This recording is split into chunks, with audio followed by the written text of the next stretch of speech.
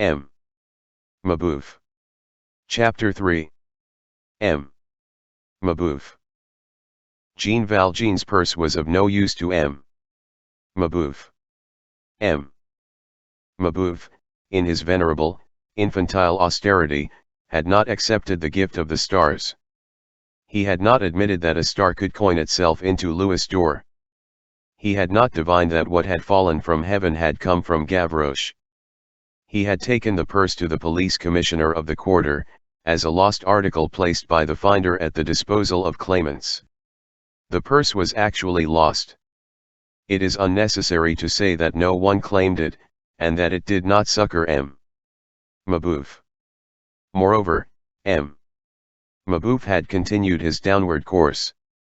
His experiments on indigo had been no more successful in the Jardin de Plantes than in his garden at Austerlitz. The year before he had owed his housekeeper's wages. Now, as we have seen, he owed 3/4 of his rent. The pawn shop had sold the plates of his flora after the expiration of 13 months. Some coppersmith had made stewpans of them. His copper plates gone. And being unable to complete even the incomplete copies of his flora which were in his possession, he had disposed of the text, at a miserable price, as waste paper, to a second-hand bookseller. Nothing now remained to him of his life's work. He set to work to eat up the money for these copies. When he saw that this wretched resource was becoming exhausted, he gave up his garden and allowed it to run to waste. Before this, a long time before, he had given up his 2 eggs and the morsel of beef which he ate from time to time. He dined on bread and potatoes. He had sold the last of his furniture, then all duplicates of his bedding, his clothing, and his blankets, then his herbariums and prints. But he still retained his most precious books, many of which were of the greatest rarity, among others, Les Quatrains Historiques de la Bible, edition of 1560. La Concordance de Bibles, by Pierre de Besse. Les Marguerites de la Marguerite, of Jean de la Haye, with a dedication to the Queen of Navarre. The Book de la Charité Dignité de l'Ambassadeur, by the Sieur de Villers-Hotman. A Florilegium Rabbinicum of 1644. A Tibullus of 1567, with this magnificent inscription: Venetes, in Adibus Manusianes. And lastly, a Diogenes Laertius, printed at Lyons in 1644. Which contain the famous variant of the manuscript 411, 13th century, of the Vatican, and those of the 2 manuscripts of Venice, 393 and 394. Consulted with such fruitful results by Henry Essain, and all the passages in Doric dialect which are only found in the celebrated manuscript of the 12th century belonging to the Naples Library. M. Mabeuf never had any fire in his chamber, and went to bed at sundown, in order not to consume any candles. It seemed as though he had no longer any neighbors. People avoided him when he went out. He perceived the fact. The wretchedness of a child interests a mother, the wretchedness of a young man interests a young girl, the wretchedness of an old man interests no one. It is, of all distresses, the coldest. Still, Father Mabeuf had not entirely lost his childlike serenity. His eyes acquired some vivacity when they rested on his books, and he smiled when he gazed at the Diogenes Laertius, which was a unique copy. His bookcase with glass doors was the only piece of furniture which he had kept beyond what was strictly indispensable. One day, Mother Plutarch said to him, "I have no money to buy any dinner." What she called dinner was a loaf of bread and 4 or 5 potatoes. "On credit," suggested M. Mabeuf. "You know well that people refuse me." M. Mabeuf opened his bookcase.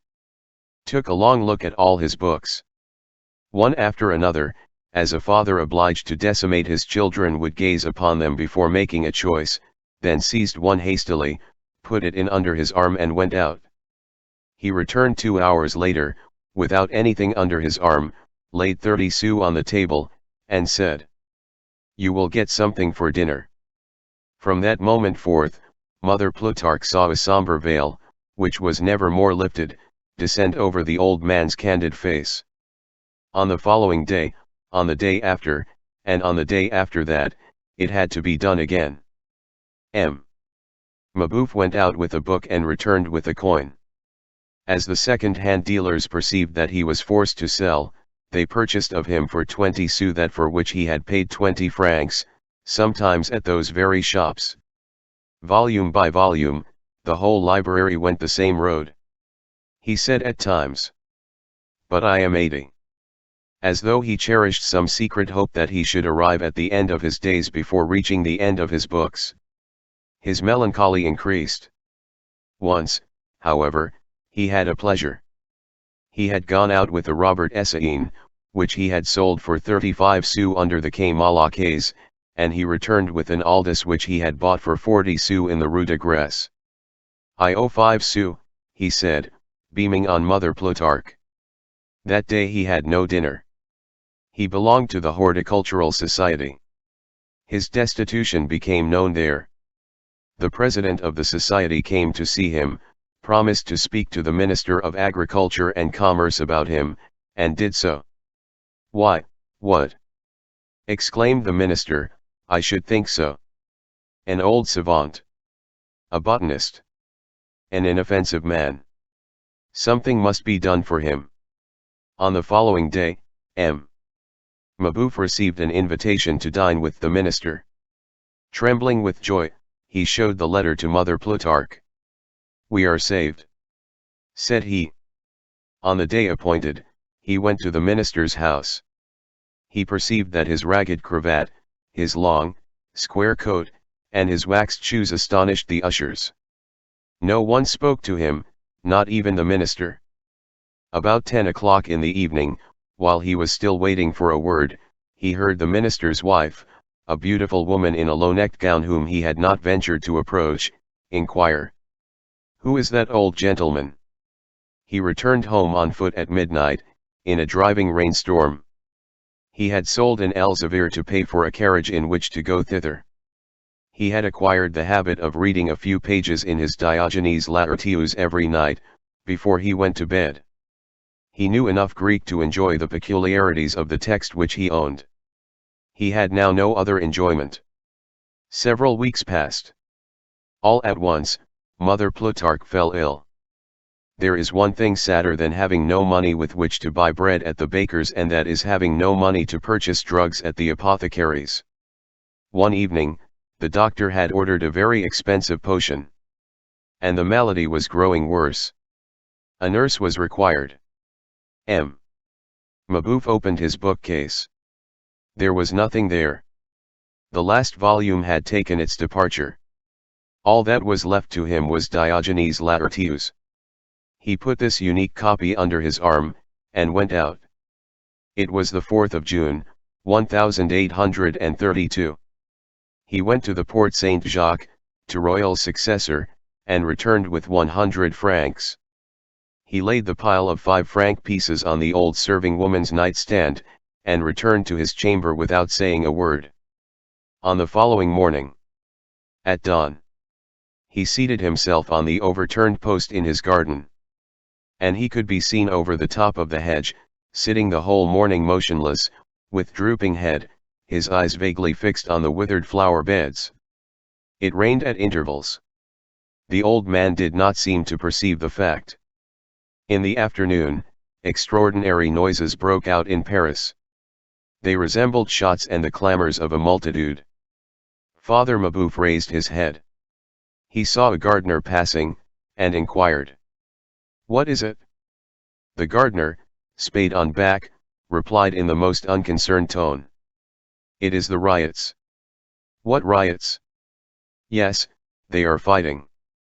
"Why are they fighting?" "Ah, good heavens!" ejaculated the gardener. "In what direction?" went on Mabeuf. "In the neighborhood of the arsenal." Father Mabeuf went to his room, took his hat, mechanically sought for a book to place under his arm, found none, said, "Ah, truly! and went off with a bewildered air.